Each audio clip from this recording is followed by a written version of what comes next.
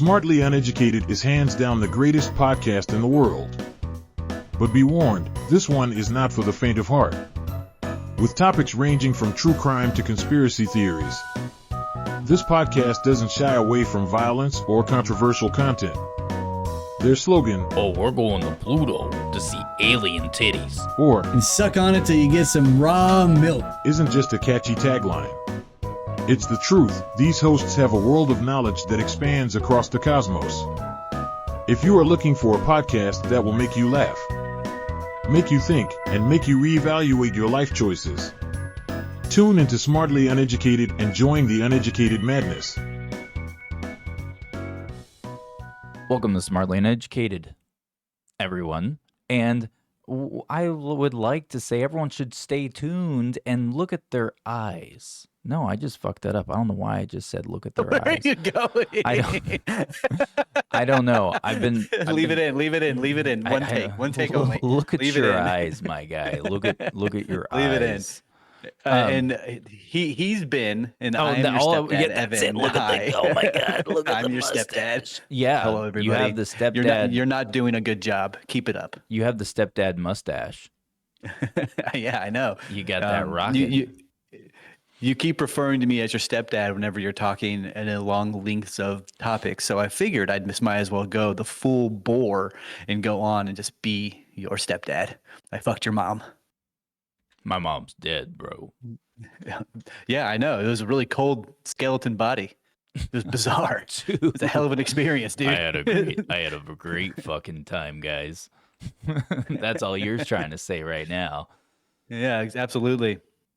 So what's on your mind, big guy? Anything exciting happening in your world today that that the people need to know about? Not so much. We have a great episode for you guys. I'm excited about the episode.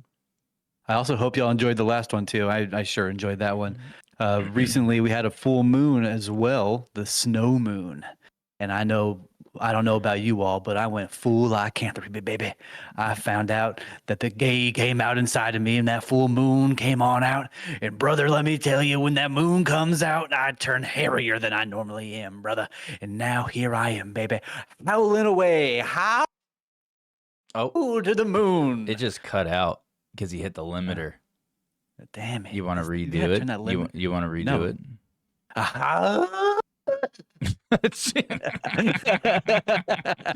Dude, that was the gayest shit I've ever heard. And that's okay because, we all know what lycanthropy's for. I mean, look at the UFC, look at lycanthropy. It all blends together to one beautiful spectrum of homosexuality, baby.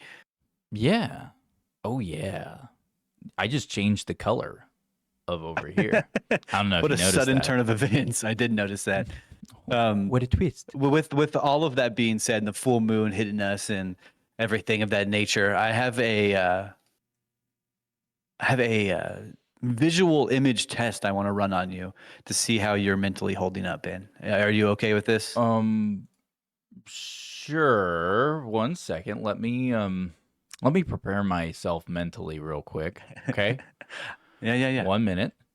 I put the camera back on you so you can explain what this is because I have no idea. Yeah, what so the fuck is going on. I'm going to put up some images on the screen that I want your first initial response. No hold barred. The first thing that comes to your mind, I want you to say it.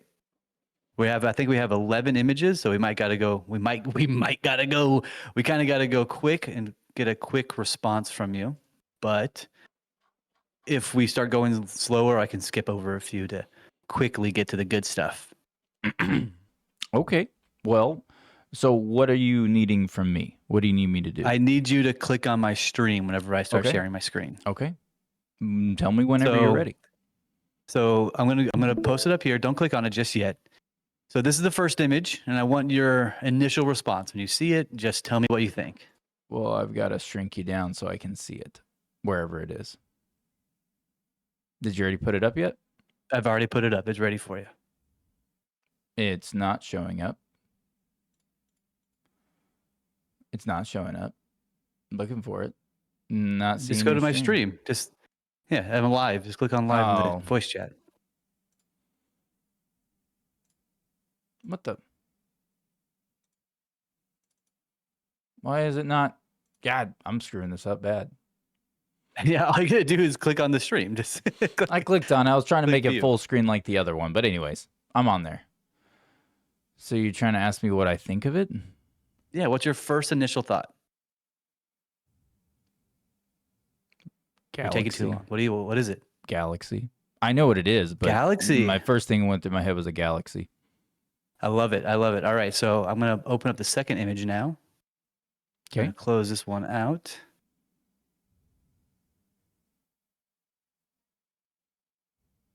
And what's your thought on this one? Gay. Pussy. Wannabe tough guy. Pampers himself too much. Deserves to get his fucking face kicked in. Next. Dang. Okay. And the next one.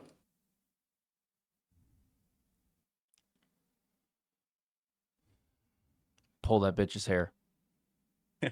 That's the only thing that went through my head. So for our viewers, we got 3 people in the room. We have the back of a woman's head and another woman and a man sitting. That they look as if they're speaking. Yeah. Ben's initial reaction is pull her hair. I know that was a joke. That was a joke. No, my actual first initial reaction when I saw it, because I saw the blurred shit, like, you know, all of it all at once. The first thing that actually went through my head was what I don't know what the word is for it. I don't know what the word is for it, where it's disingenuous. That was the first thing that went through my head. There you go. That's a good reaction. How about this one? Piece of fucking shit. A liar. Contributor to It's chaos. Dr. Fauci for all of our listeners. Yep, he's a piece of shit. Lying cunt. Anyways, what's the next one? The next one. You might like this one.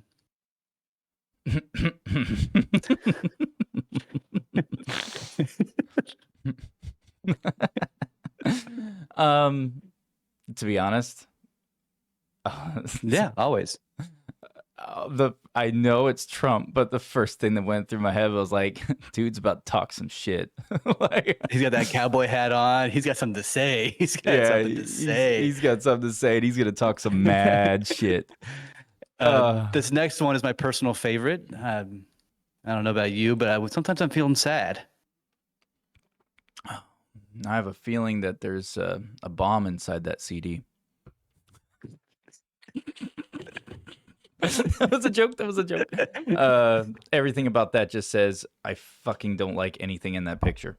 That was like literally the only thing that went through my head. I was like, I don't like anything in that picture. Everything about it just made me go, Well, yeah, I mean, fuck all what's that. wrong about it? It's just a man who is celebrating his heritage, and he's a little sad. He's a little upset. He's trying to show off to everybody sad music for bad days. Yeah, it's gay. And he's got a laptop behind him or something like that. It's kind of like a And here's number briefcase. Is 7. that C4? Is that plastic explosives? And here's number 7. Oh, God, it's a Karen and a Ken. Only they're armed. So these are the... She needs to learn how to hold that firearm proper. She's not even looking where she's pointing it. Like, that's firearm mishandling. Like, where's the safety? It is. And what the fuck is this guy trying to do? Her fingers through the fuck, actually on the trigger. It's not even on the outside of the guard. And she's pointing it, not even paying attention. Like, that is not safe. You put your finger down on the outside of the safety guard. You keep it like she was ready to kill. Like how that dude was ready is. to kill. See that dude? Fatty with his belt tucked a little too tight. He fucking Absolutely. He's got his finger going down the guard instead of in the loop, like actually on the trigger, which is smart. You should do that because so you don't accidentally fire it. But that bitch should not have that gun. She is silly. All right. Well, then, let's go on to the next image. I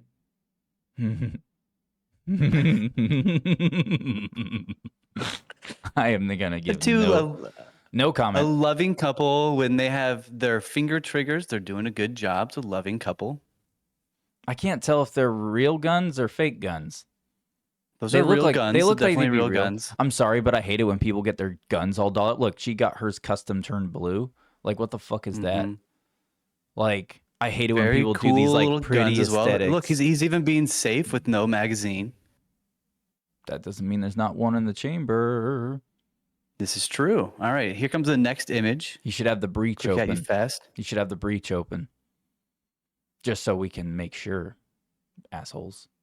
Anyways, I literally have nothing on that. I thought you were going to give me some like, oh, God, his balls are swollen.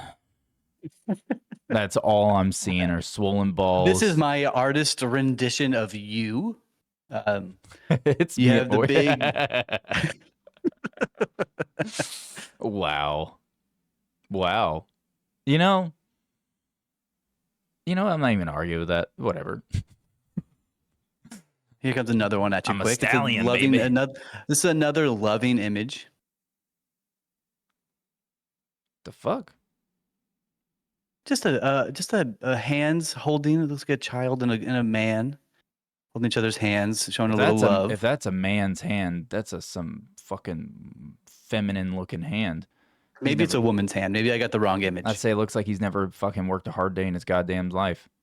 You know? So here's another image for you. Let's get I want your quick, honest, first impression reaction. Do I really have to say it?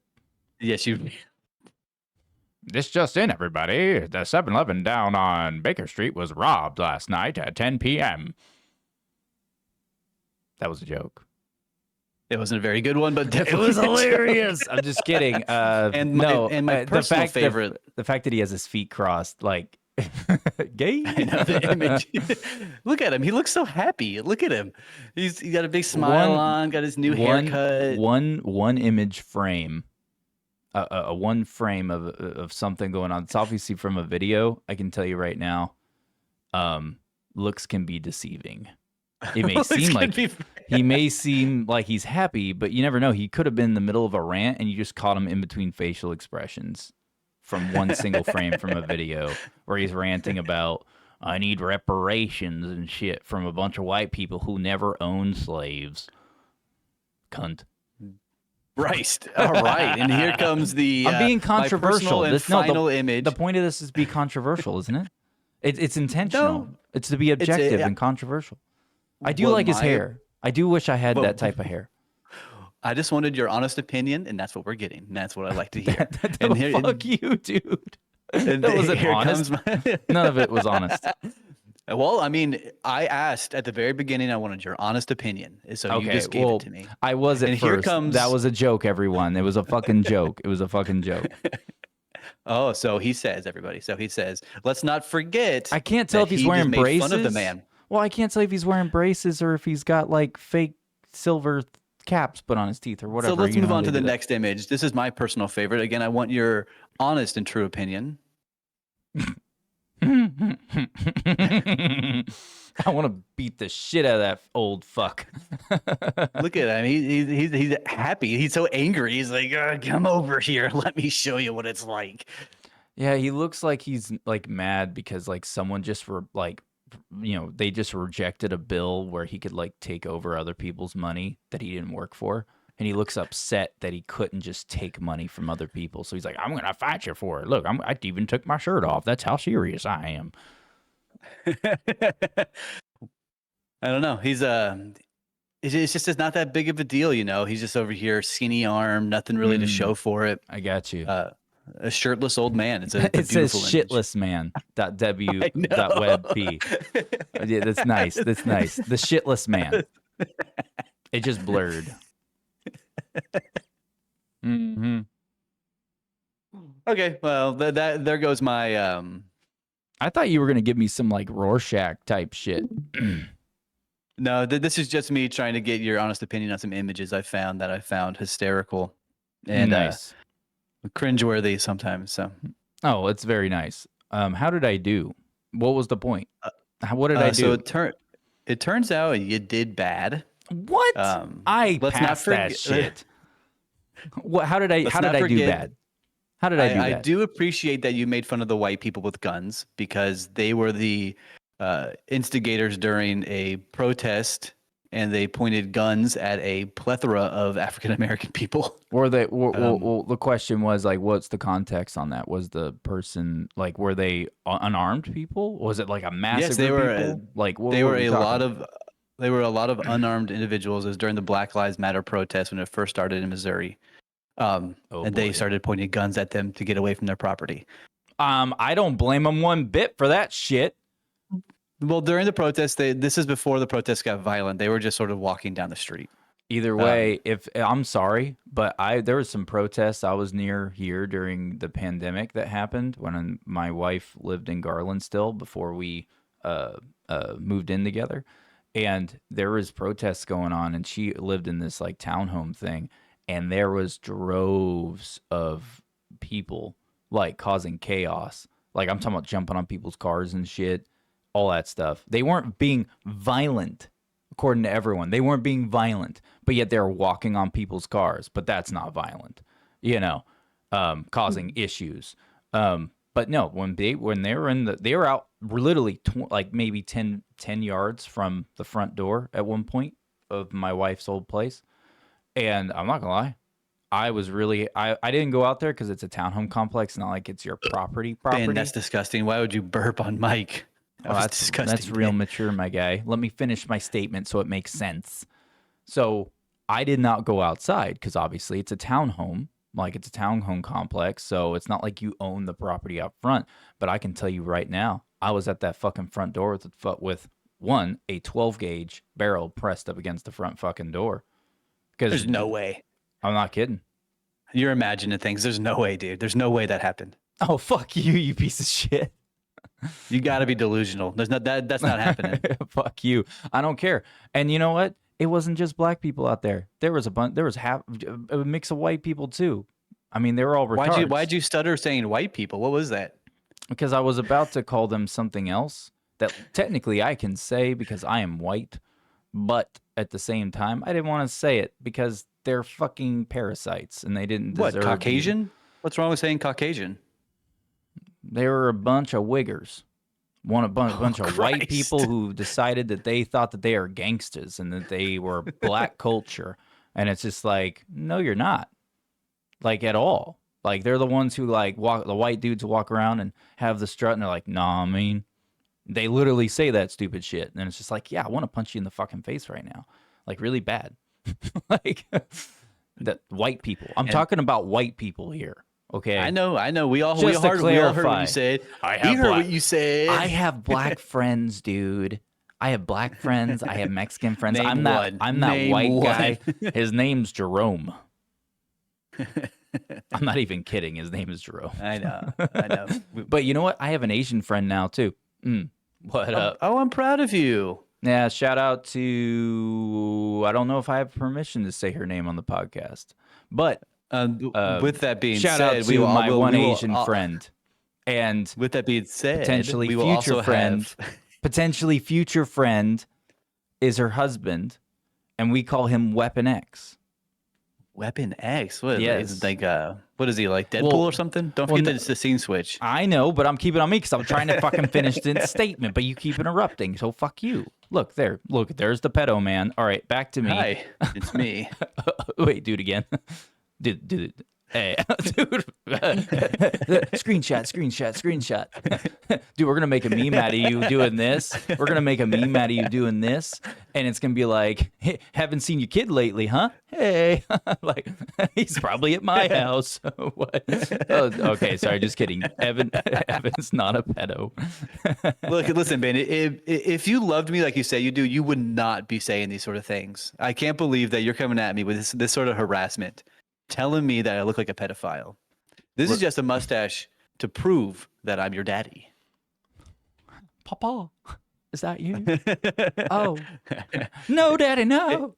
It seemed to happen to pop out of my face whenever I turned into a werewolf during the full moon last week. I just woke up the next morning and, hey, baby.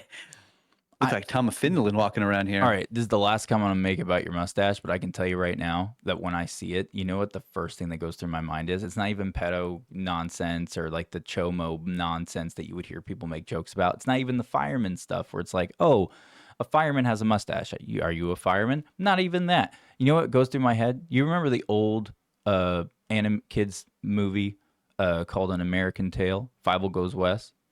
Do you remember that? Yeah, of course I remember that movie, yeah. For some reason, Oh, I just switched to you so we could see your beautiful mug. Back to me now. But the reason I even say that is because for some reason, when it pops into my head when I just stare at you, and I just see like all of the mice, like the mouse characters. Like, because there's like, I don't know why. I think it's like because the way the angle of the camera on you right now looks, it just makes me think of the animation from the movie when you see their faces. The way I don't know why, it just does. So it's just like, all I want to do is start quoting the movie and be like, Philly Mouskowitz, Philly Mouskowitz, you know? That's Do all. I It's remind you actually of a this really fella good here? fucking movie. It's actually a really good fucking movie. I love that. It really is. I'm going to share my screen again. Do I remind you of this fella? Hold on, let me switch over to you. Which fellow? If I swear to God, oh, that's not. God damn it! I have to shrink it back down and jump over now. What the fuck? Watch stream. It's Tiger from American Tail. Oh, nice. Nice. Nice. Look at that.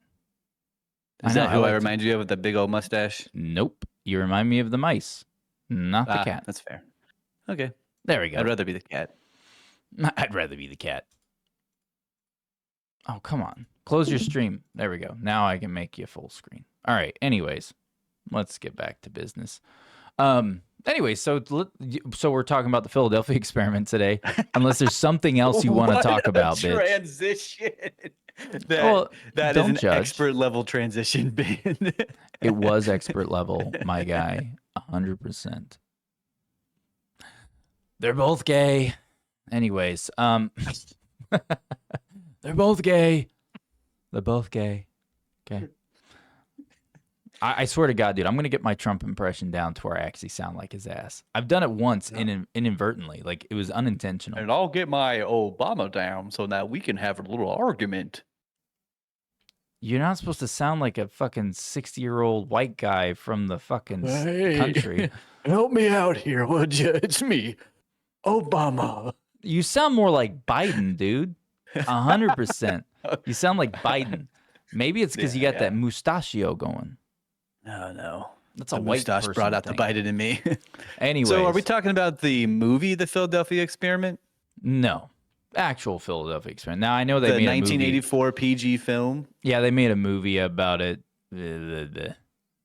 I've never even seen it, but if someone made a movie, you know it's going to be loosely based off of the conspiracy of it, and then they're going to throw a bunch of other shit in there, and then of course people are going to take that and go, oh my God, I've seen the movie, that must be part of the conspiracy, and then they're going to list off a bunch of other nonsense. I don't know, I've never seen it. I should probably go see it though. I mean, the director is individual. He's the guy, Stuart Raffle, who wrote Mac and Me and directed it as well. So if that has anything to incite your idea. He wrote what? What did he write? He directed Mac and Me. What the fuck is that? Like mac and cheese? You don't know what Mac and Me? No, Mac and Me. You don't know? It's like the rival E.T. movie. Wait, is that what the weird looking sass? Oh, the like the tan looking ones, and they look humanoid, and it's got like the family, and super fucking cheesy. Yeah, it's very cheesy. That's for sure. Yeah, doesn't the alien isn't there a scene where there's like a cliff in the movie or some shit? You know what I'm talking about? Yeah, and he's on a wheelchair and he's falling down the wheelchair, the one that Paul Rudd uses on Conan O'Brien all the time. Yes, I remember that movie. I saw it when I was a little kid. He does have a family. I forgot about his family. Yeah, I vaguely remember it. Yeah, I vaguely remember. Yeah. Anyways, let's jump into the Philadelphia experiment. Knock this baby out of the park.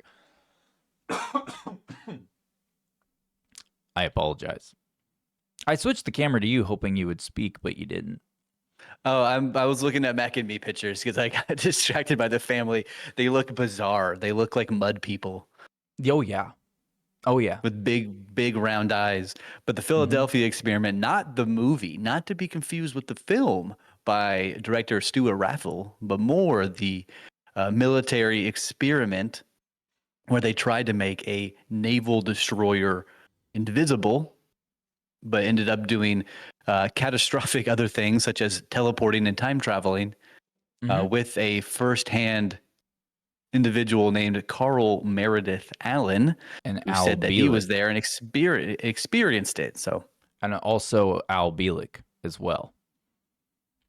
Al Al Bielek, Bielek. Al Bielek.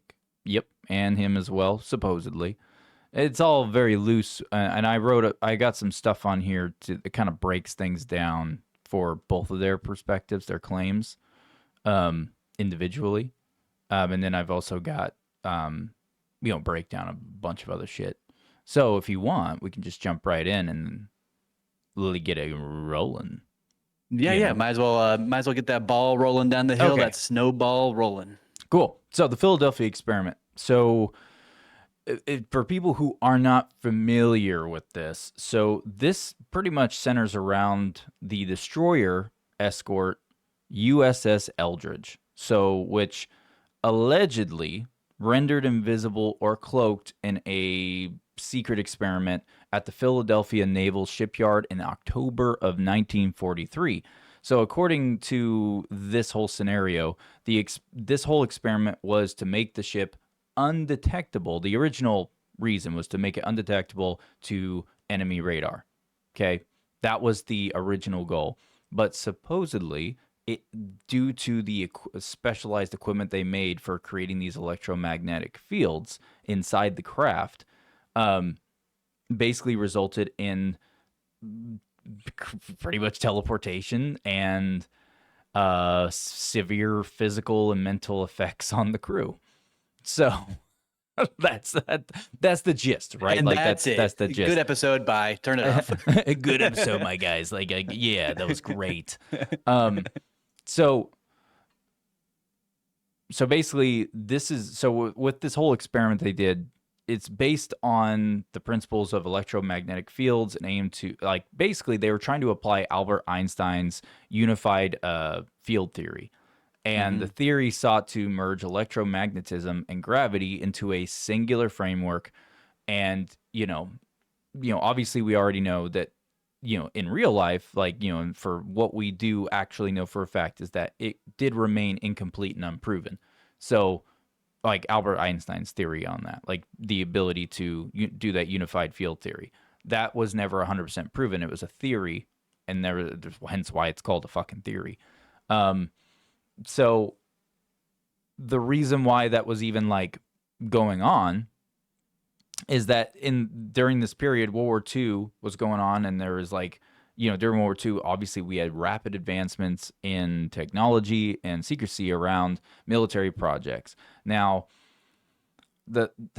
it's very plausible that another project, like a project happened like this, mainly due to the fact that we had other crazy projects going on that no one fucking knew about, hence the Manhattan Project. We were making a nuclear fucking bomb where we were tearing atoms in half.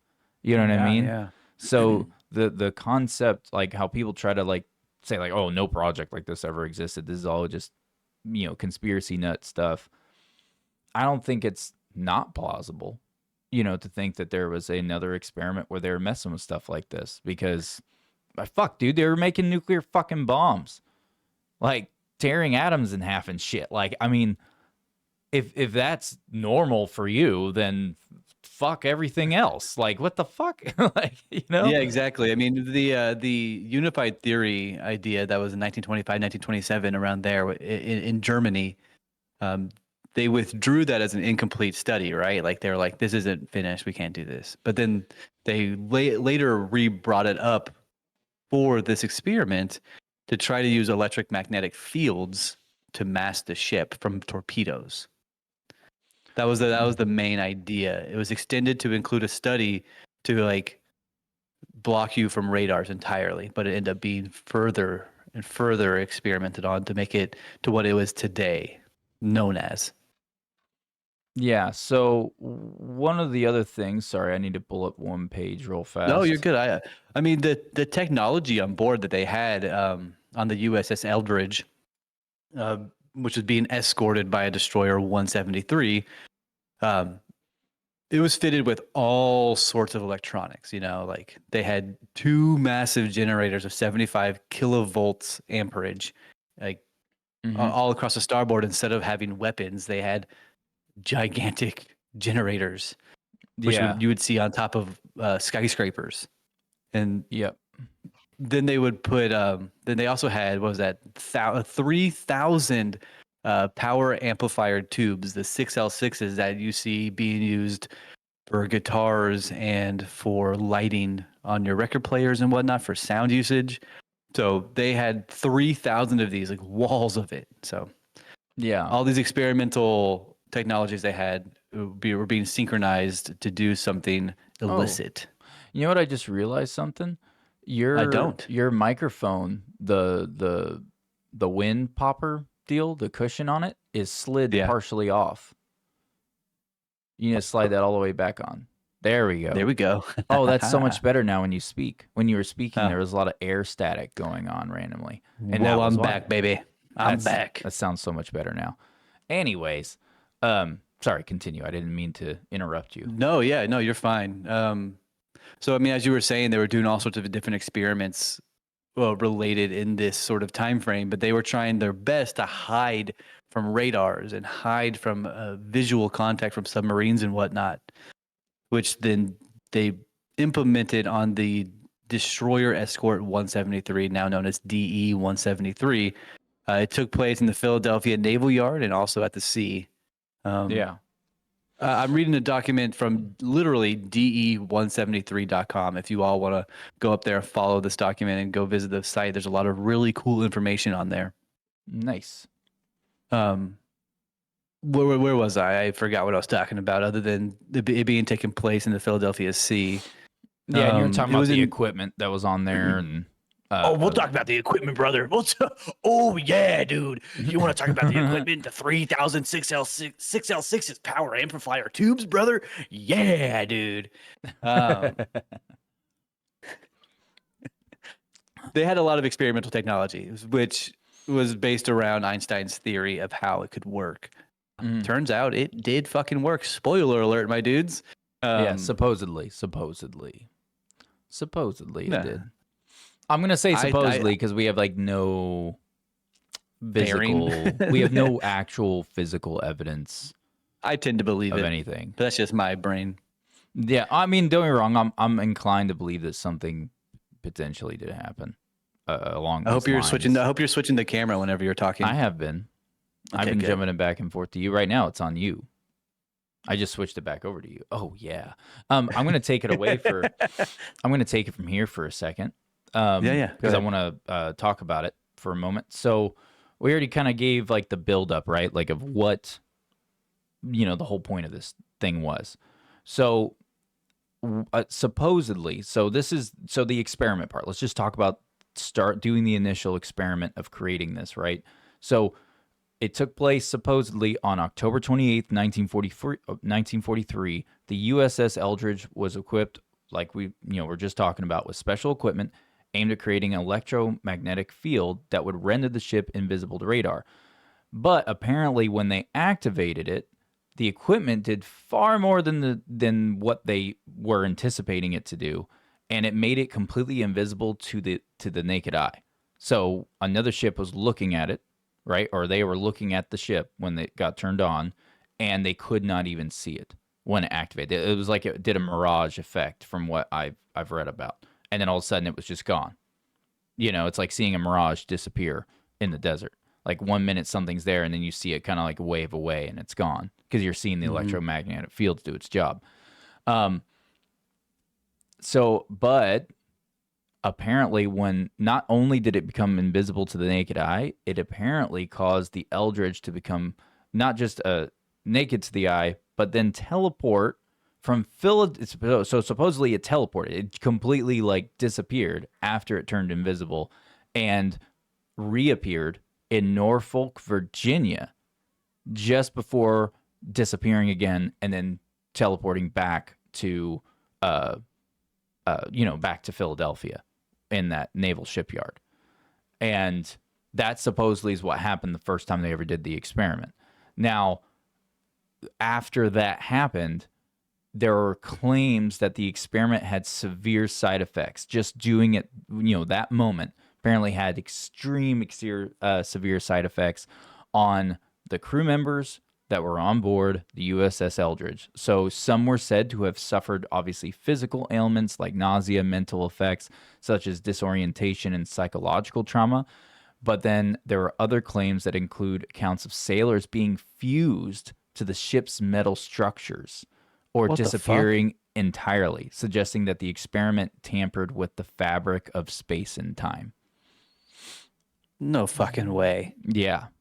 Yeah, no, that's not a joke. That's supposedly what happened. And I know that like Al Bielek mentions shit like that. There was other claims that came out before Al Bielek ever even came out saying stuff, claiming this stuff. Apparently, this was already part of the lore of this prior to him speaking out, claiming he was a part of it. So, just want to throw that out there. And, you know, it's funny because, I mean, if you think about it, that would make sense if people would randomly get rematerized into the ship itself, because the components that you know, the equipment that was being used was supposedly for, you know, is attached to the ship. So if you were not a part of the ship, you know, and you're just inside the field of this thing, it would kind of like, just, you know, me just thinking naturally, I'd be like, well, shit, you probably would get refused into the ship because you're not part of the structure that's attached to the equipment. Well, yeah. You know? If it were to be atomized to then travel through time, you would also become atomized. And if you happen to be moving, then you're going to be fused into whatever you're touching. Say you're touching, I don't know, a wall, or if you're touching a book, or if you're touching something, you're going to be fused to it. But Yeah. I didn't find anything saying that in my research. That's bizarre. I'm happy you brought that up, because if that claim is any sort of truth behind it, then that is that's shocking. And I came across another deal saying that the first time the Philadelphia experiment was ever, you know, referenced or brought up apparently took place in 1957 over a private communication line. That was where someone heard it and then went and told someone else. And all the origination, if you follow the bread trail, it all comes to back to 1957, where someone overheard, who was in the military, was basically was listening on a channel, you know, picked up another channel frequency of people talking over a radio or some type of private line, and that's what they heard. And they were like, what the fuck? I'll be some paper pusher, my guy, paper pusher, overheard it. Now, with that being said, you know, that is going to make us, we need to jump into Al Bielek now, because Al Bielek and Carl M. Allen. Yeah, I really like Carlos Alindi. I don't know if that's the same fellow as Carl Allen, but Carlos Alindi has a really cool story as well, which this Carl Meredith Allen fella does have several different names that he went by. Yeah. Well, how about this? Let's start with Al Bielek. Let's do Carl, and then we'll do the other guy, because I know you just brought him up, and I've never heard of that one. So yeah, Carl Allen. Well, okay, you go ahead. Sorry. Okay, so let's, you know what, fuck it. We're just going to shoot straight through Al Bielek's shit. So apparently, Al Bielek claimed that his real name was Edward Cameron and that he was born in 1916. He asserted that he had been involved in the Philadelphia experiment while serving on the USS Eldridge in 1943. According to Bielek, the experiment aimed to make the ship invisible to radar, but inadvertently caused the ship to travel in time. So Bielek stated that during the experiment, he and his brother Duncan Cameron jumped off the USS Eldridge and were transported into the future, because apparently, so there's interviews. You look up, Al Bielek did interviews talking about this shit. He died in 2011. But Holy he did, shit, yeah, there's a what? bunch of interviews of him, and he talks about how the reason they jumped off the ship was because when the experiment was going on and the ship like went into this void of space and time, like you basically would look into an endless abyss. When you were on the ship after it activated. It was like That's an endless cool. abyss. And people started freaking out. They could hear screams from other sailors coming from other places on the boat. And there was people fused, like getting meshed into the ship itself, like literally, like they were watching it happen, and they were like, oh my fucking god, because they were like on the top deck. They weren't down below, inside the ship. They were on the top deck, and they were like, fuck this, let's take our chances and fucking jump. So they jumped. No fucking way. Yeah, they jumped off the ship. And that's in one of his interviews. He talks about that. But anyways, so Hold on, what a baller ass move. I looked this dude up just now to see an image of him so I can visualize what he looks like, and he has a massive classic comb over. The dude looks wild, but that would explain why he's willing to jump off a ship that's traveling through time. What a bizarre, like. Well, he didn't know that it was supposed to travel through time. It was supposed to just do invisibility. That's know? fine, but if you're looking out to an open abyss of nothingness, why jump off the ship? What kind of bizarre mentality is that? I kind of don't blame him, because if you think about it, because what he described that they were witnessing on the ship, they were seeing people getting fused into the ship, like their bodies were getting meshed into the metal, like you would have half of a body sticking out of a wall. Like, I'm not kidding. That's what we're talking about when we say fuse into the ship. You would have someone halfway in, halfway out, and they're like freaking out and in agony, And then some sailors better jump off into the abyss. Yeah, and the other thing he said that they witnessed was they watched sailors literally disappear into nothingness, like they just. I'd rather vanished. that happen to me. And so they're like, "Fuck this ship, let's get the fuck out of here," because they could see. Well, dude. Yeah. I mean, I don't blame them. I mean, either way, I would feel like I'm fucked either way. So I've been like, sometimes I wish I could just disappear into nothingness, and if that ship would allow me to do that, brother, count me in. I think a VIP pass on that baby. That's my soul.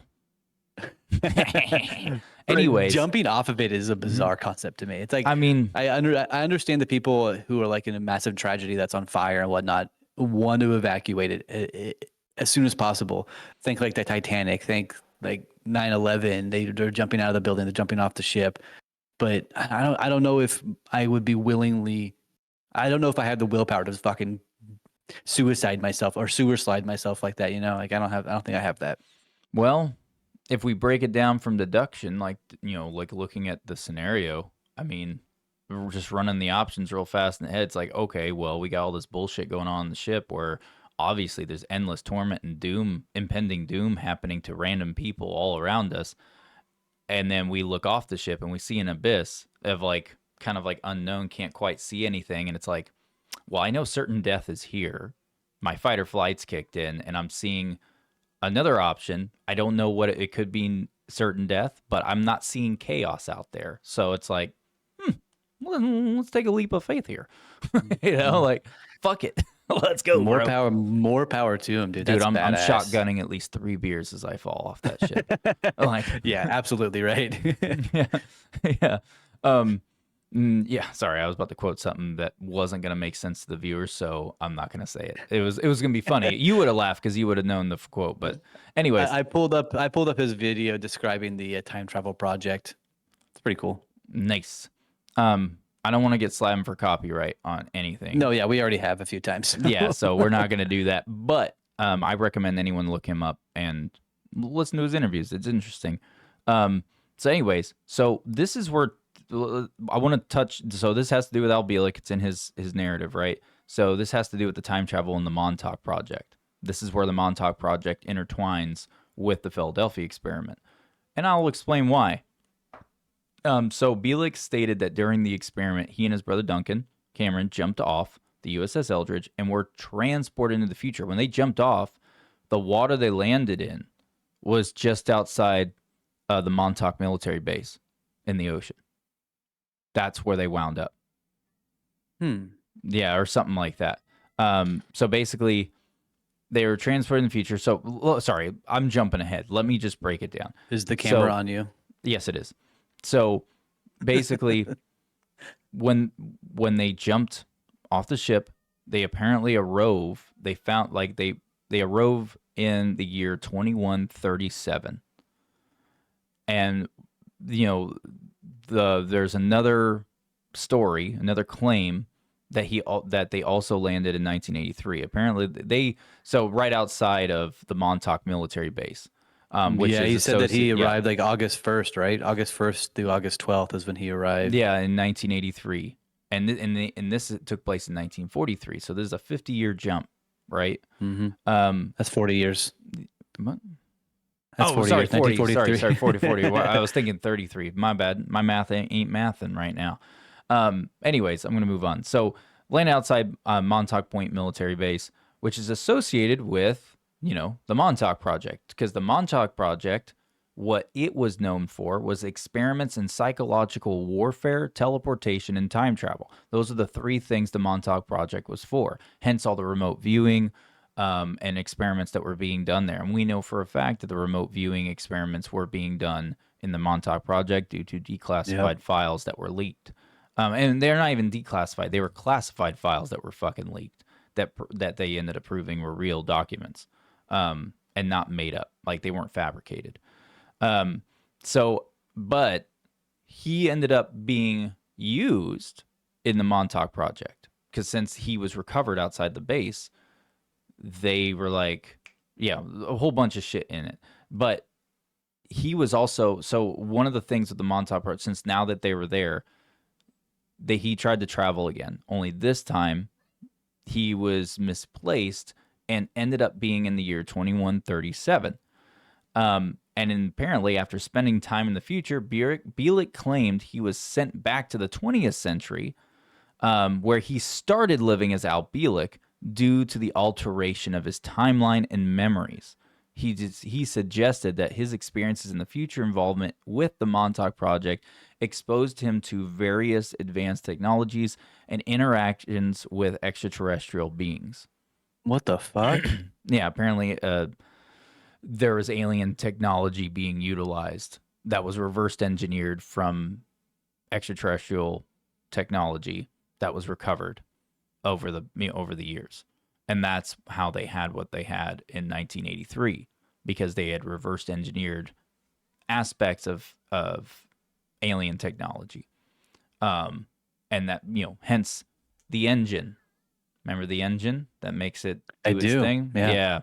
I mean, I don't know if it was the engine itself, but I'm making assumptions, based off of what we know about those things so far, whether or not they're true or not.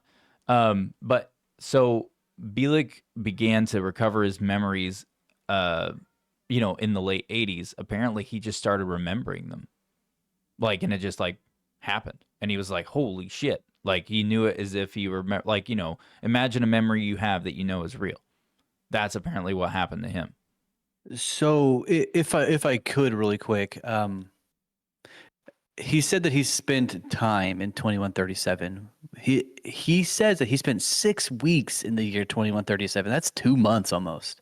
And then he spent 2 years in 2749. Mm-hmm. So he's just bouncing around through time. Mm-hmm. What blows my little pea brain away is that the things that he experienced and talked about are slowly becoming a reality, involving the quote unquote New World Order takeover and climate change thing that he read while he was living there about the time we are living in now. Yeah. Oh yeah, 100%. And the weird thing is, there's a lot of criticism and skepticism towards him, right? And we didn't cover everything with his story, just so all the listeners and viewers out there. We didn't cover all of his details of his story, mainly because if we were to do that, that's a whole episode on its own. He's got a lot of shit. There's just some really cool shit I want to say before we move past him. Whenever I'm not moving past him. I just want to bring up the criticism and skepticism of him. So gotcha. Okay. A lot of the things that he claims are 100% met with skepticism and criticism from researchers, scientists, and historians. Because they're saying oh no, you lack credible evidence and there's inconsistencies and factual inaccuracies. But at the same time, what he says when people say that he's factually inaccurate of history and all that stuff, he goes, yeah, because our perspective of time has changed. And what has happened is now different. He's like, it's basically, it makes me think when I read about this, all right, so I hate to bring up the Flash movie, but the analogy that they use for time travel, right? How it's like spaghetti with everything all mushed all over each other. You know, like all the noodles are draped on each other. Each noodle is a timeline. And it's basically this big mesh where time is not linear. It's not one point to one point. It's this big intertwining, overlapping deal where it's separated by you're separated by layers of existence due to what you function in frequency wise. Hence, fourth dimensional beings, fifth dimensional beings, sixth dimensional beings, and so on and so forth, right? That concept at play. So with that being said, you know, and it also has, you know, also look at the Mandela effect, you know? Yeah. That one woman proved that there was a change because she said that Fruit of Loom, they tried to say they never had that weird bassinet thing, the cornucopia or whatever it's called. And she finally found it. She found a shirt, an original shirt that had it, and it was worn out and everything. And they proved that was an authentic shirt. Like they actually proved it. And I remember Fruit the of Loom cornucopia very well. went dead silent after that. Dead fucking silent. Never once made a comment again. So that's a little weird, you know? That's fucking scary as shit. If you ask me, what else are they changing? Literally right in front of our eyes. Yeah, it's one of those deals where it's like, yeah, they're gonna say factual inaccuracies, but to Homeboy's part, you know, the fact that he says that he's just like, well, of course it's gonna be factually inaccurate to what you know, because things are different now. Like, I mean, I'm not making the cases in like, hey, this guy's telling the truth, but I am trying to have one foot in on both sides. You know what I mean? So it's like, I get that. Like, I get that. If I was in that perspective and I knew things had changed, it's like, okay, well, yeah, of course you wouldn't know shit. You wouldn't know a damn thing, you know? Yeah. So, anyways, you were wanting to say something about him. Oh yeah, so he said he jumped off the ship on August 13, 1943. He kept saying that him and his brother were being healed from radiation in that time that he was in the future of 2138.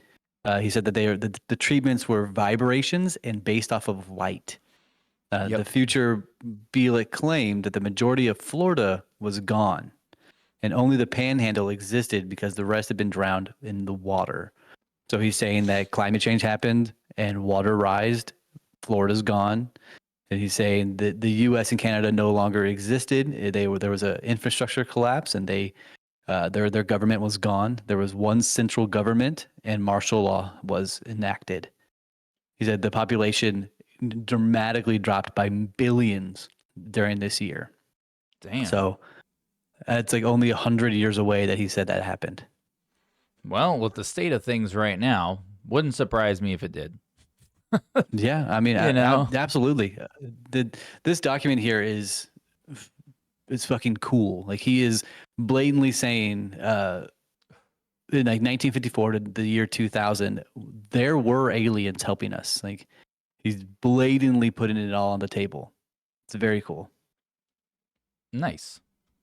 Yeah. No, it's really weird. I implore everyone to please go and listen to his interviews. They're really fascinating to listen to. And if you don't want to listen to him just, you know, talking to himself, you know, and like just, doing his spiel, Art Bell, if you ever listen to Coast AM, you can find that on Spotify or whatever. I know he's got it on there. Just type in Al Bielek, Art Bell, or Coast AM, and it will come up with a super long session where Art Bell got to talk with Al Bielek, and he goes into wild detail with Art Bell. So that's just something to, if you want to entertain yourself, go check it out. But I do want to jump into Carl M. Allen, who is now he also has another alias name. So Carl M. Allen used the pseudonym Carlos Miguel Allende. He's a pivotal figure in the saga of the Philadelphia experiment due to his detailed correspondence that first brought the story to public attention. His letters to Morris K. Jessup, an author and astronomer in the 1950s, laid the foundation for the most enduring mysteries in modern conspiracy and paranormal lore. So let's do a breakdown of Allen's story and claims, regarding his involvement in the Philadelphia experiment. So Basically, Alan. So I'm trying to know how to really say this here. So No, yeah, yeah, get it right, huh? Take your time. so Alan's interest in Jessup was basically piqued because he's Jessup is the guy who he was sending the stuff to, like the letters he sent to him, right? Morris K. Jessup, I had just mentioned him. He was sending him letters about the Philadelphia experiment and his involvement in the 50s. So the reason why he sent it to Jessup was because, he was piqued by Jessup's book, The Case for the UFO, which discussed theoretical physics and the possibility of anti-gravity. Allen saw this as an opportunity to share his own experiences and knowledge about gravity manipulation and invisibility technology that he claimed were part of the Philadelphia experiment.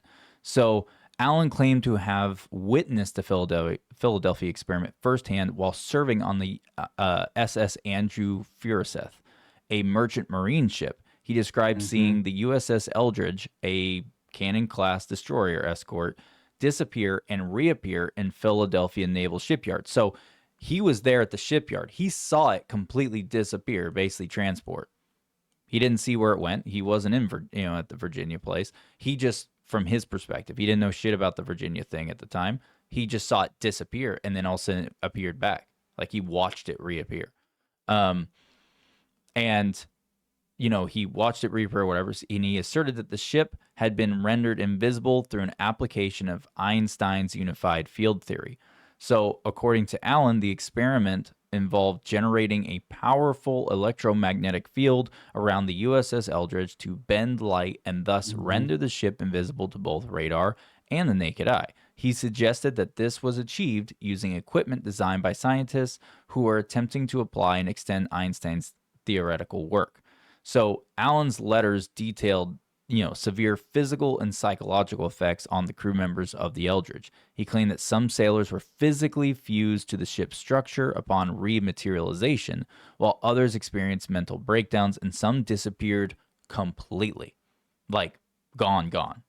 And like I said, Al Bielek even said the same shit. He was saying that he watched people disappear who were on the top side of the deck randomly. They would just like pixie dust, gone. And where was it? Where was I? Sorry. So, ship structure upon rematerialization, while others experienced mental breakdowns. He said that these accounts were among the most sensational and disturbing aspects of the story, contributing significantly to like this whole myth of it, right? So Allen attempted to provide a scientific basis. Put the camera on me. Put the camera on me. Oh, hey! It sounded like there's food in the frame. Hell yeah, dude! That's what's Thank up. you, Tina. Thanks, Tina. She's hiding. It's real This? mature. Oh Right no, now? dude! The way that reappeared. Can we wait just a moment? The way that reappeared. Much like the Philadelphia experiment, it just popped into frame. We use that My for food delivering is a time food. traveler. You want some old school country grits and eggs? My guy, I got a place for you. It's back in 1906, but we can get it. Back in 1906, you can time travel to a beautiful, beautiful place to get a sandwich and some grits. But here we are with some handmade bread and some delicious food. Oh, dude, Come on now. dude, Forget about it. dude, my lycanthropy's coming out. Just a little bit. Bye-bye.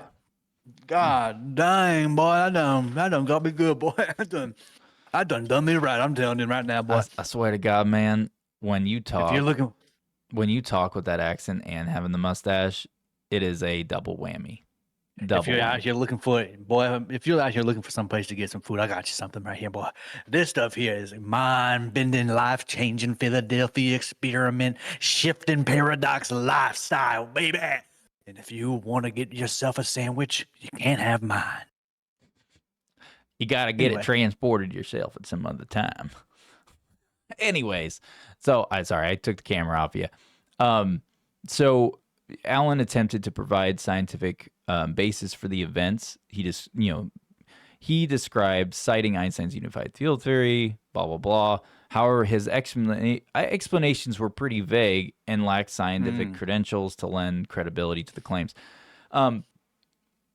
his letters mixed a bunch of technical type talk with speculative physics, making it difficult to basically sift through it, right? If it's actually real, even doable. But the thing is that he never once said, like, he didn't have access to the equipment that were on the ship.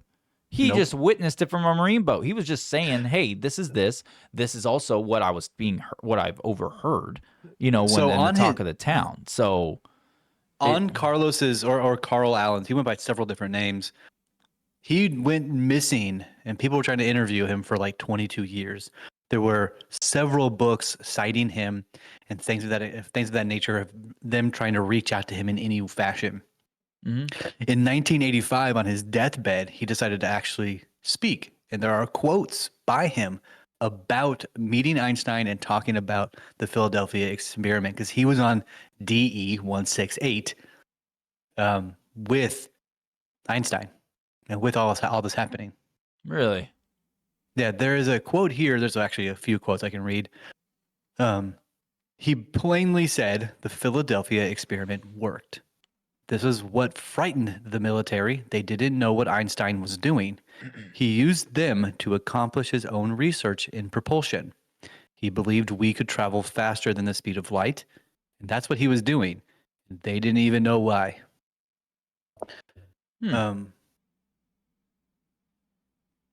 Interesting. There is there's two longer ones if you want me to read those. Yeah. Go ahead and read one of them. He said Einstein was on the test ship DE-168. I was on the USS Forsyth, which you mentioned a minute ago. We were in a military convoy with many, many other ships. I was on the bow. There is a place where you can stand on top of thick covers, about a foot above the deck, and that's where I was. The railing was curved. I hooked my left hand under the railing and leaned out as far as I could. The force field was under my nose, you might say. Really, it was under my chest and neck. It had spread out from the target ship. I reached into it with my right arm, and it kicked. Curiosity, they say. That's why I did it. You might say I was satisfied. I had my question answered, for the moment at least. The visibility of the force field is what disturbed Einstein and the defense investigators. As the ship became invisible, the force field became visible. Again, he said, as the ship became invisible, the force field became visible. They couldn't figure out why. That's why Einstein came to me. He saw me put my arm in and wanted to know what I saw, what I had felt, if I smelled anything, and why I even did it. He sort of gave me an intelligence test, you might say. Once he realized that I did it, out of a deep scientific curiosity, he spent time with me and gave me a rapid course in physics of invisibility during the next 2.5 weeks of our time together.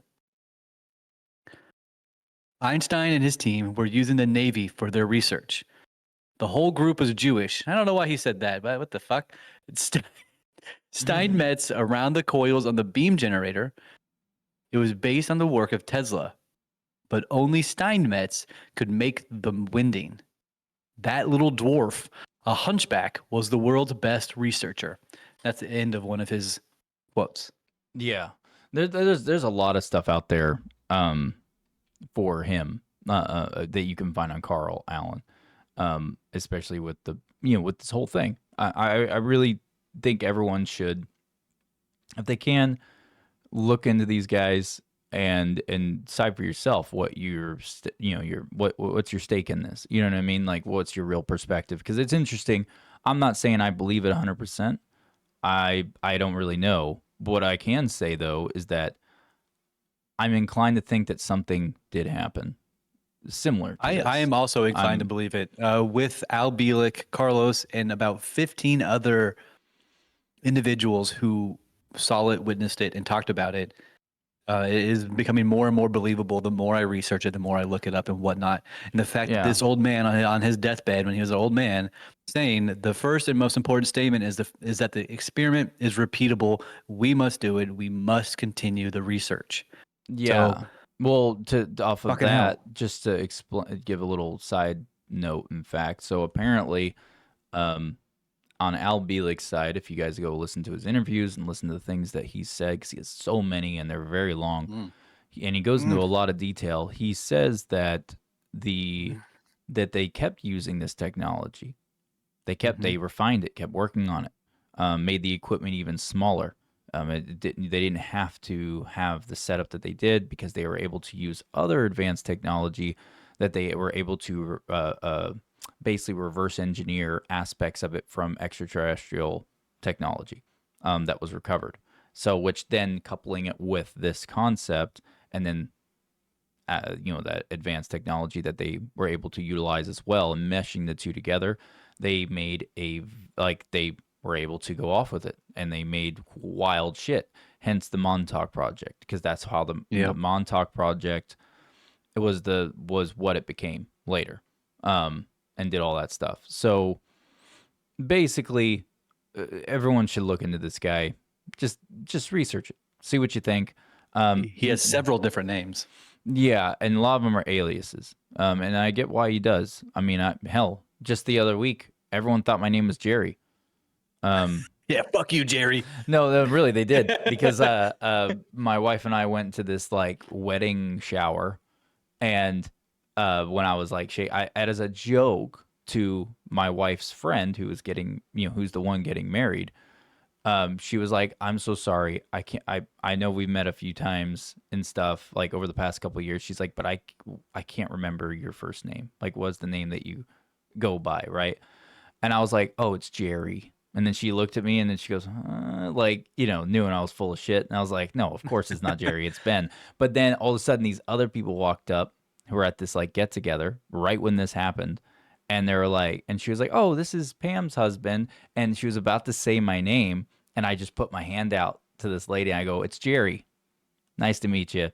And then her husband's there. It's like, "Jerry." And then all of a sudden, like 3 or 4 other people walked up. And they're like, "Oh, I'm blah, blah, blah." I'm like, "Oh, I'm Jerry, blah, blah, blah." Everyone referred to me as Jerry for like an hour and a half. Anytime I interacted with anyone outside of my wife and her friend and her soon-to-be husband. Everyone else called me Jerry. I don't know why you tell these fake stories, Ben. We all know that you're delusional in that concept. That never happened. There's no way that happened. The Mandela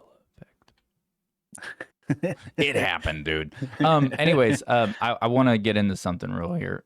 So Alan's letters to Jessup were initially met with skepticism. Jessup, though intrigued, found Alan's claims difficult to verify and was cautious about, even endorsing them.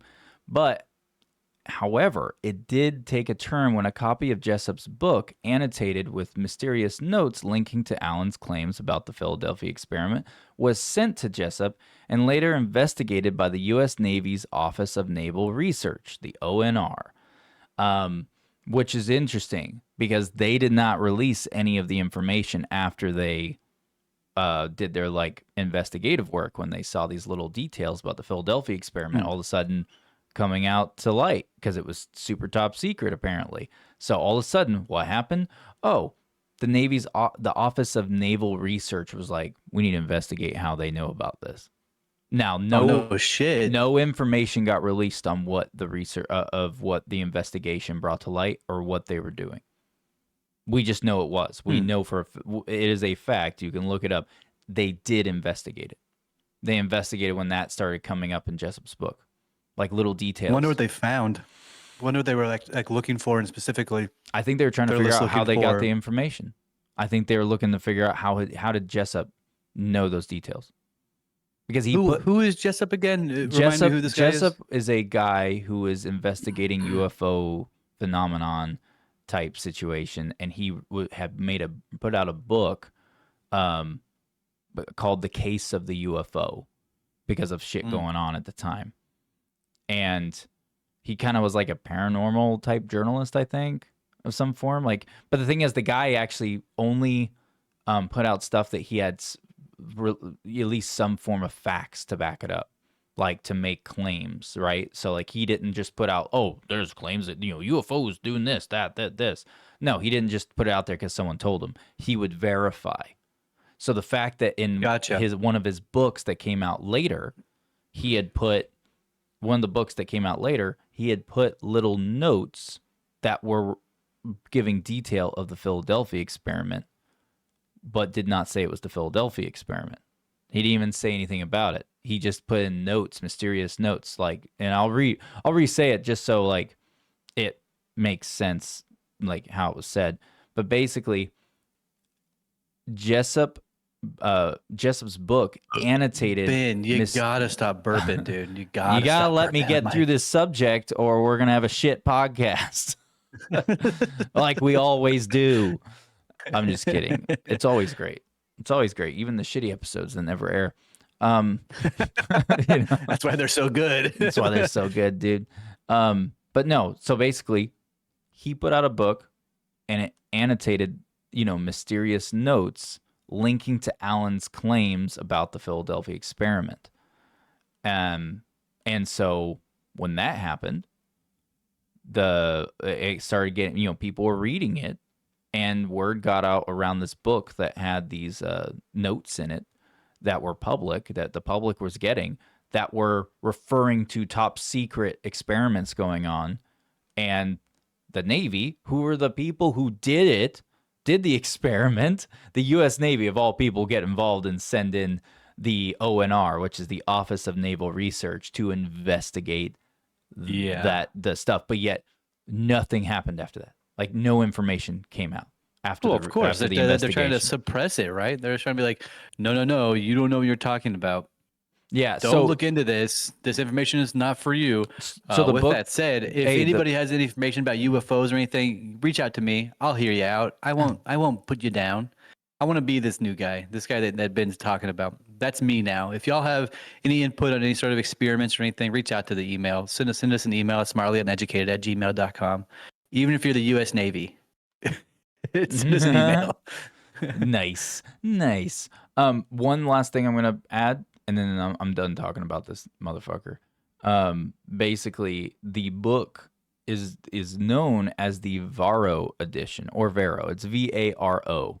Varo edition, after the Varo manufacturing company that printed a small number of copies, included discussions among 3 individuals about the experiment. Oh. These discussions expanded on Allen's claims and helped to cement the story in UFO and conspiracy lore. And the only reason they have anything to do with UFOs is basically the whole narrative of future-wise with the whole reverse engineering of alien technology. That's the only thing. That's why it was in there. But yeah, so it's really interesting. It's really interesting, and they didn't make that many copies of it. And I don't know where you would get a copy of it now, or even if you can. I haven't even looked into that yet. But yeah, I'm looking at it right now. Yeah, I can buy it right here for $30. No shit. Oh, Yeah. we gotta buy that shit. Apparently, it was anonymously sent to the Admiral in Firth, who's the chief of the Office of the Naval Research. If somebody just like took it and sent it to him, $20 says it was that MK Jessup fella. But yeah, I mean, over the years, this book has been one of the most rare and sought after manuscripts to be found within the UFO field, and you can now get your hands on it for the simple price of $27.15 on Amazon. Yeah. Now, I want to jump into something else. I want to jump into Project Rainbow, because this has to do with the Philadelphia experiment. So the Philadelphia experiment was technically a part of Project Rainbow.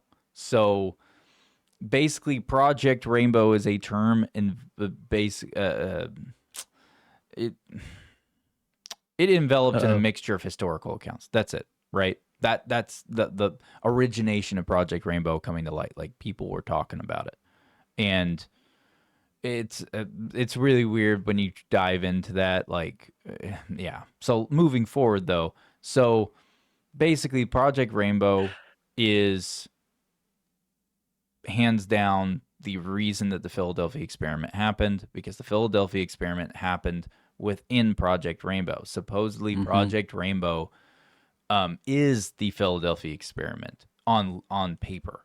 Like, in the classified, if there was documents, like in the classified world, it was known as Project Rainbow. Philadelphia experiment is what was termed in the civilian sphere, right? So, because they didn't know what the name of this thing was, we're just going off of what everything we've talked about thus far.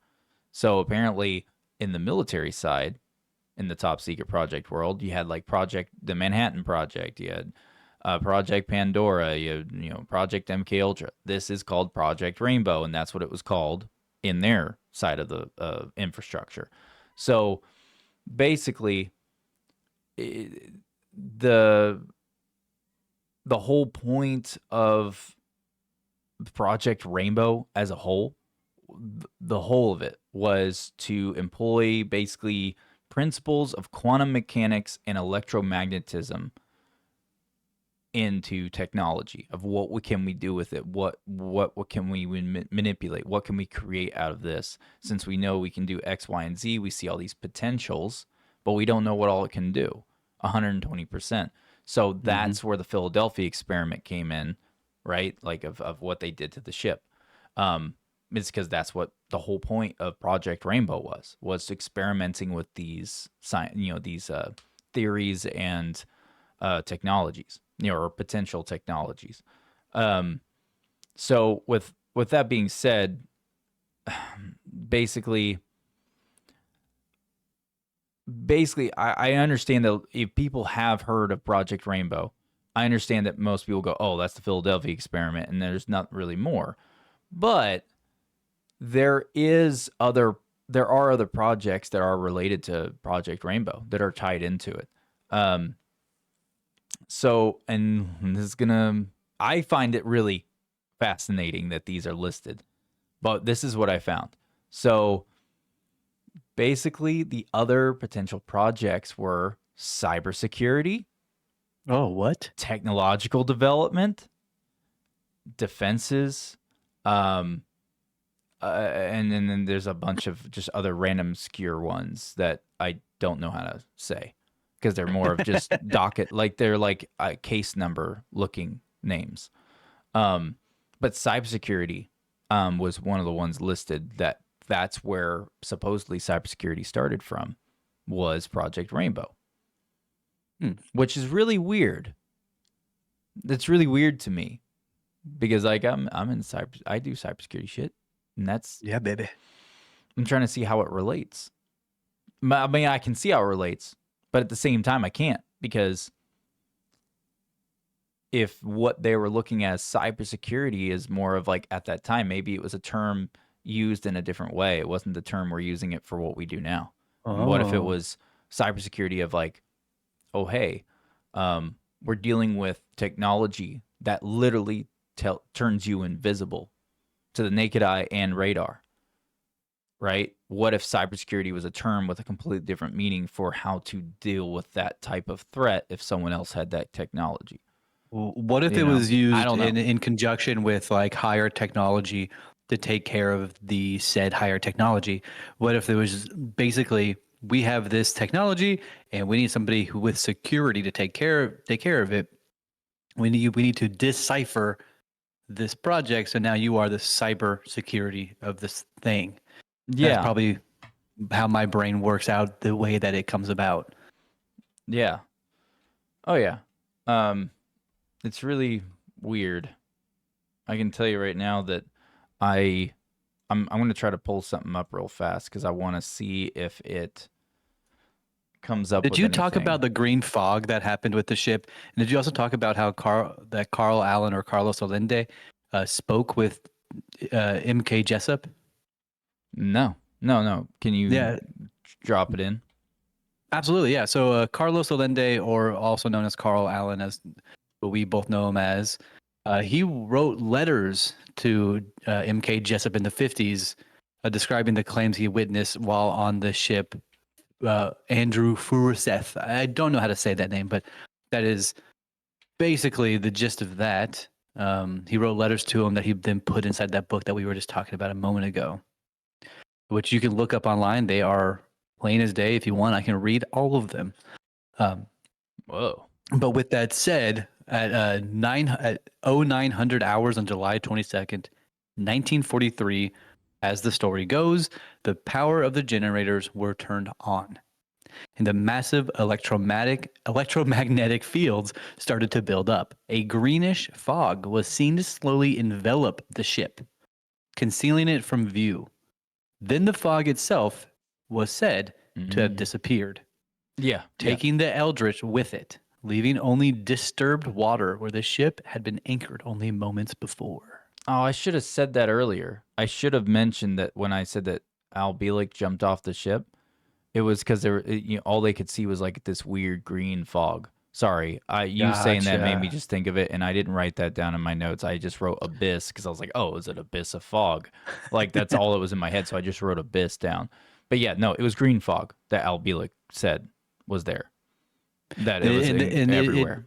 It's also said that the ship and crew were not only radar invisible, but invisible to the eye as well! Exclamation point. Everything worked as planned. And about 15 minutes later, so this all happened in 15 minutes. Yeah. They shut off the generators and the green fog reappeared.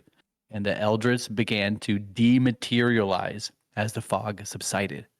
Mm-hmm. But it was evident something went wrong because apparently there were people fused with the fucking ship. Yeah. Yeah. Christ, yeah. I couldn't imagine. Hey, I couldn't imagine that. just to clarify something. So, when in Al Bielek's one of his things when he said that there was the green fog and they all had to jump off the fucking ship, right? He was saying that the green fog was like a barrier, and he said Whoa. that the green fog. So since they were topside on the ship, he said the green fog wasn't they weren't engulfed in the green fog. The green fog had come to the threshold of the ship, like to the side of the ship, but did not cross over the top of it. But when you looked up, he said that the green fog went up and engulfed around the ship, even from the tallest point. So where the tallest point on the ship was that went up, the metal structures of it, it went over around that and then came back down. So it's like one giant wall that went over it, because it was engulfing around the ship itself. So it didn't affect, the fog didn't come across the top side because of the ship being the main structure of the ship being connected into whatever device that was creating this to be possible. That's fucking bizarre. Yeah. It's like a blanket that went over top of the ship. Went over the How top. did it know? How did it know to just touch the ship only and not just get bigger and bigger and bigger forever? I don't know. And like I said, if it's electromagnetism, like those fields are only going to go out so far, depending on what's generating it, right? So if this Depends is the power. They had some huge fucking generators on these ships. I know, but I'm saying that if it's intertwined to the ship, maybe the fog was part of it, right? Part of that field, but the ship itself was, the structure of it was, since it's connected into the equipment, it's like it's separated. It's not going to be in the fog. You know what I mean? Like meshed in with it. I got a question for you. Yeah. So you and I are both uneducated individuals, and we are smart because of it. How do you think time travel works?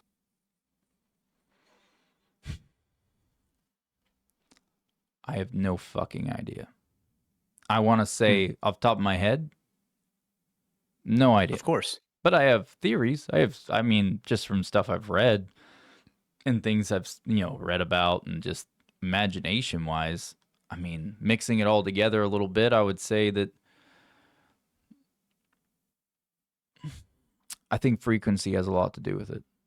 I think vibrations do. I also think that I think it's more than that. I think it also has to do with energy on top of, like, I know frequency is a form of energy, but I'm saying that I think other forms of energy have to be intertwined with it at the same time. So light, because in every, just reading the Gateway Experience gave a lot of insight into that concept because of the cusp of the egg and the torus and how these things are apparently lined out. I would say frequency and light, and then some form of, I don't know, conduit or something. I know it's hard to say, right? Conduit, or I'll just say conduit or device. I don't know. Conduit or device that would be able to channel both at the same time and allow you to manipulate whatever frequency, with that higher energy mixed in with it. I know with light, the whole concept of light is, oh, if you want to travel forward in time, you have to be able to move faster than light concept, right? Because light is very fast. But, because of relativity, bringing relativity into Yeah. play. I don't know, man. Like, this is me just talking out of my ass. I have no fucking idea, but That's the idea, that's right? what I'm inclined to think. If I had to give a theory on, like, oh, how would it potentially be possible? I would say maybe something like that. But at the same time, they actually do have a device similar to that, and I just thought of it. It's called the chronovisor. But Yeah, that's the just chronovisor in that's the just Vatican, for, right? Yep, and that's just for viewing though. That's not for physically going. I think physically going is a very tall feat. I think that's something that's a different ballgame. The chronovisor is something that's very separate. Obviously, that's just more for viewpoints. It's like watching entirely. TV. Yeah, but with what we're talking about physically doing it, Yeah. I think dude, I don't even know. Like that's just me talking out of my ass. I think that just changes the game. I think it's a completely different technology, overall, and I think that the only similarity between that and the chronovisor is vibrational frequencies. I think that's the only difference. That's the only thing they have in common. It has to do with frequency. That's fair. I mean, Yeah. with direct energy healing from Tesla, I know Tesla was used as an example in the Philadelphia experiment because they were using his technology alongside with Einstein's theory of the tunnel. So if it were to be frequency based around a technology, that would make sense, right? It would make sense that Tesla would come into effect with hertz and frequencies and all these sorts of bullshit and using Einstein's ideas. So your concept of it being frequency and technology based, absolutely, 100%. It's very possible, right? Mm-hmm. So I think keep that in mind. If I could say that if there was a natural thing that existed in our realm of existence that would allow you to move from one point to another, I would guess a black hole. Yeah, I mean, Yeah, but even then, I based that off of nothing. Like and that's still based off of electromagnetic energy too, right? That's still a frequency based thing. So yeah, but even then, it eats light, man, dude. I don't know. Even eats light. It even eats light. Yeah. But the thing Yeah. is, there's also something called a white hole, too. And That's we me, learned, maybe. hell yeah, dude. We learned about that in the Gateway experience. Yes, we There's did. We did learn. Yep. That's where you come out of. That's the exit. Yeah, which is really, I don't know, man. There's so much to dive. We're going to redo the episode of the Gateway experience because we don't have it on this platform. So we are going to redo that. Real quick, though, I want to touch on that cybersecurity thing because I just looked up Is the some camera stuff. on you? I'm gonna continue. Yeah, it's on me. It's on me. So the reason why the cybersecurity was mentioned was based off of it. Now it was based off the same concept. The reason why cybersecurity was even listed in there of its, that was the first time it was ever referenced, the term cybersecurity, which actually stayed consistent into what we know cybersecurity now, is because when you have a project that is utilizing any form of technology where it has to do with vulnerability assessments, software and tools, and offensive capabilities and defense capabilities, in any form of cyber-like threat or defense. And the whole technology that they're messing with that's why they coined the term cybersecurity, because of the technology that they were working with in Project Rainbow / the Philadelphia experiment. And that's where the term of cybersecurity apparently came from, supposedly, from what I'm reading here. So that's interesting. I mean, supposedly, if this is real, then I'm gonna keep it a buck 100. I have no idea what you just said. I was devouring my cinnamon toast and strawberries and sandwich. So I apologize. Wow. I don't expect anything less from you, my guy. Well, It's it okay. takes It one to wasn't know a- one, right? It wasn't about you anyways. The fact that you weren't listening, I don't care. I wasn't talking to you. I was talking for the listeners. Oh no, mom and dad are arguing. Wait, is it dad and dad now? Daddy. That full moon really got me going. That full moon got me going, my guy. Got me going. Anyways, sorry. I want to jump back real quick because there's something else. I don't know. Actually, I guess there's not. That's pretty much the Philadelphia experiment on a whole. And I know that there's other people that would be that there's other I'm sure that you can find other people talking about the Philadelphia experiment and all the stuff. And I'm sure that they probably took time to go into other details, and that's fine. But at the same time, a lot of the details out there of the Philadelphia experiment, you have to really take it with a grain of salt because people have made up so much shit about it. Yeah. Like made up stuff. I'm talking about full on made up. Like they tried to add to the lore and the conspiracy of it over the past 30 fucking years. And especially in the past 10 years, especially, dude. Like there's like people all over online right now that like they're like, "Oh, look at all this stuff. There's this on the Philadelphia experiment." It's like, bitch, that's not even a part of the Philadelphia. That's from another conspiracy. And it has nothing to do with the Philadelphia experiment. Like nothing technology-wise, nothing. They just like made shit up and threw it in there.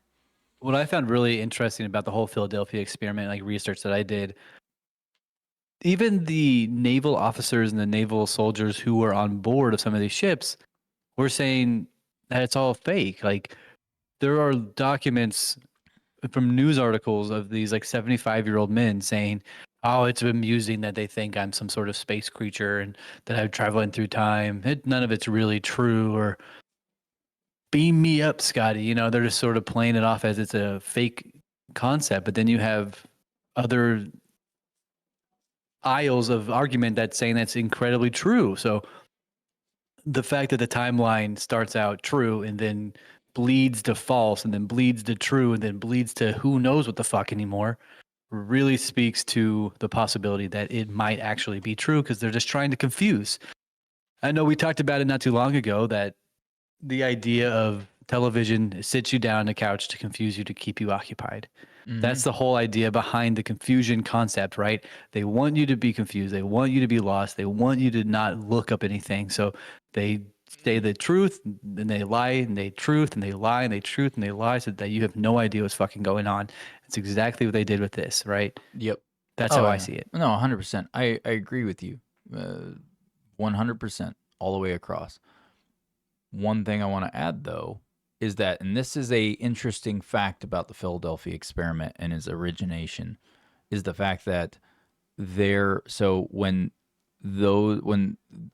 it started gaining traction, right, and these interactions were taking place in the 50s, that he was sending those letters to Jessup. Mm-hmm. So Jessup did his research. He was going to try to find the truth, right? Like he was trying to find if there was any kind of validity to what this guy's saying. And the really fucked up thing is that he couldn't find a single military person.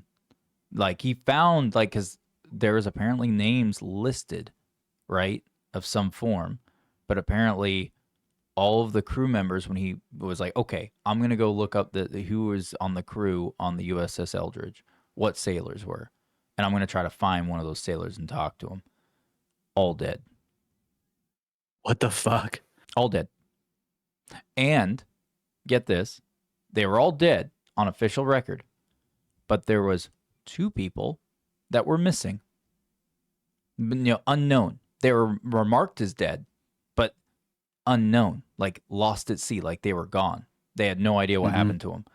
And guess who started talking about shit about him and his brother jumping off the fucking boat and living? Al Bellis. Al Bielik. That's whatever his name is. Yeah, Al Bielik. And so it's like, I mean, he wouldn't have known of Al Bielik at the time because Al Bielik didn't start talking about this shit until the 80s. And it wasn't public knowledge that there was 2 people missing from the thing until the 90s. Mm-hmm. So if, because my objective side would go, hey, well, if that guy knew that 2 people went missing, how convenient for him to say him and his brother were on the ship and jumped off. Well, that just like tries to make it to where he's like adding in, like saying like, yeah, see, I'm telling the truth. I'm not making up anything. But he didn't know anything about that because that was not any form of disclosed information on it. None of Correct. that. And that was 40 years after, right? Like, why even bring it back up? Yeah, yeah. No one knew anything about that. Even Jessup, Jessup did not tell a soul that anything about those two people that were missing. The only reason that two people thing got brought up, and he was the one who mentioned it, was way later. Mm-hmm. Way later, after Al Bielek first came to light. So it's like, I don't know. I really don't know how I feel about the whole thing. I will say that I'm inclined to believe that this did happen. Now, whether or not it happened exactly as they say it did, with the claims of Al Bielek, of what he did and went through, I don't know. There could be truth in it and there could be lies in it. Who fucking knows? But I will say this, though. Of the crew that were listed as dead, right, when he looked up these sailors, it was really interesting because you can look this up. This is, you have to go to the whatever archive and look it up, but it's actual information you get from the military, like their public information shit. So apparently, when you look up these sailors that are on the boat, like a chunk of them died from radiation poisoning. Like it was listed as radiation deaths. A bunch of deaths were listed as accidental deaths. Like basically, they didn't say accidental, but the word they used basically means accidental death of some form on the ship. So it's like, okay, there's the fused sailors to the hole. Accidental. They didn't know they were gonna get fused into that shit. You know what I mean? They're not going to call it a fusion death, like a Vegeta Goku fusion dance. They end up putting on there for the cause of death is like reatomization failure. Well, yeah, that would be badass. Why wouldn't they write that down? That sounds cool. That's so cool. But yeah, so that's that. I mean, that's the Philadelphia experiment. I want to add that little add in there at the end. I now have a new way that I want to die. I'll say that. Reatomization. If I can be reatomized into, like, I don't know, a stripper pole, that'd be cool. Dude, you know how many nasty asses are going to be all over that pole? I mean, look at this mustache. Do you see any difference? do you think it matters anymore? Yeah, it looks like the ass was put on your face. And they wiped it. They wiped the brown eye right underneath your nose. It looks like they took a turd and just stapled it to my face. And just smeared it across me like a marker. You look like you went and you took a nasty stripper's ass, spread apart the bug cheeks, and then drank from the butthole as if it was a glass of chocolate milk, and it left. Okay. The deal. I was gonna say if I suffocated myself on that, I'd have a goatee like you, but I just have the mustache. I don't have a goatee right now. I got a full beard, my guy. Yeah, the goatee's formed in, though. You know what I'm saying? Oh yeah. Hello, my name is Boop Boop Boop. Does that work? Hey, boop boop boop. Hey, boop boop boop. Hey, boop boop boop. I really like lycanthropes. No, you know what I should do? You know what I should do, guys? I'll turn my face so you guys can see more of my beard. What I should do is just shave away this and this, but leave these go down at an angle. And then, so that way it's like a big old handlebar.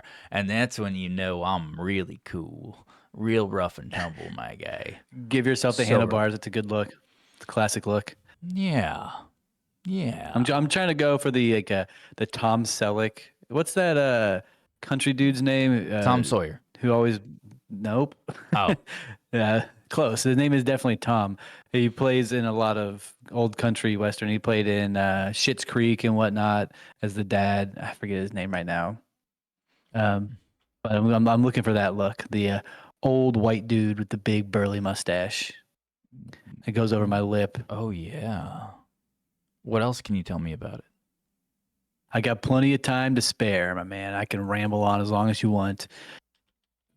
Keep rambling for like 10 more seconds. And I can't ramble anymore. I've already lost my train of thought. The mustache that I have on my face may not be permanent. Hey, wait a second. I have a talent that I don't think that you know about. I can do the Kung Fu subtitle talk. where I move my mouth a lot and say simple words out of it. You know, like when they dub over kung fu movies from the old days. It's like, you think that you can battle me, huh? You think that you can come in here and take me down? Shit. Okay, sorry. I went and pulled up that other. Sorry, I didn't mean. I know you're doing. What your a good thing. reaction to my facial movements. I know. I saw them, but then I was like, if I don't want to murder him, I have to just talk over him and start doing something else. Does that make? Is Why that would good? you- why would Well, you because murder me? I just Good saw. Lord. I thought we were friends, All I Ben. saw was a man with a inappropriate mustache. Yours is Making better. It's hidden. no, I don't like your piercing bird eyes. Bring them back up. Get out of here. Oh, that's even creepier. Yeah. Sorry, I didn't have the camera switch to you just now. No, you got to go back lower. Right there. No, bring your face to the left a little bit. No. Your mustache was too visible still. And then there it is, the creepy fuck. That's so creepy, dude. Anyways, I want to say one more thing on the Philadelphia experiment, and then that's it. I just because I remember I saw some details on the people being fused to the hull, like of like actual detail of what apparently they looked like, and I wanted to add that before we exit this out. Who? So supposedly some of the people who were fused to the hull of this ship, like into the structure of the ship, apparently there was a whenever they would be fused in, like I said before, you could have like half your body fused into the metal of the wall and the other half is gone, right? Like, because you rematerialized like wrong, like with everything crazy going on in the ship. But apparently, while all this was going on, one of the things that were witnessed and this has to do with Al Bielek, right? One of the things he witnessed was he would see people get fused into the ship and be stuck there while some people were fusing in and out. And when they were fusing into the ship and they would fuse back out, they were still missing the parts of their body that had when they got fused into the ship.